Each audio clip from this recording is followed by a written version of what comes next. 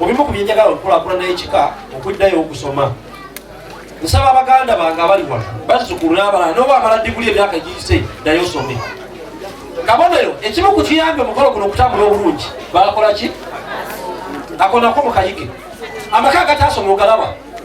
Endowooza ogikola ki? Kati Ajasani atuwadde akabonero. Abaana bangi buli omu yakwata ku kalaamu. So ekyo nakyo ngenda kupita mu funzo lwakadde tuweerera abaana. Ekirala nsaba enkima twenyigire mu kulembeze. Gy'obeera yonna oba LC1 genda obeereyo. Oba LC2 keke y'eggwanga tugivunaanyizibwako. Wano tewali wa NRM, tewali wa DP, tewali wa PPP, tewali wa NUP.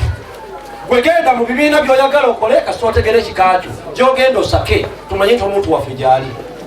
Kyekibbeeyi. Mu nkima temuli mu kwesasula mu byabufuzi. Buli omu alina endowooza egyakola ki? Naye tugende mu maaso n'okwesimbawo kyekyo ky'obugagga kye tujja okukola. Ekiba tulekera twawula ebintu bibiri. Mulimu abantu abalina negative mindset. Buli kye baleeta nedda atwala kinaakola. Buli kye baleeta kyo n'okikuba. Buli kye baleeta n'okikuba. N'ayambadde n'otamuwana nti anyumye. Wakiri omugamba anyumye naye bw'omwetegereza munda alina ebitege.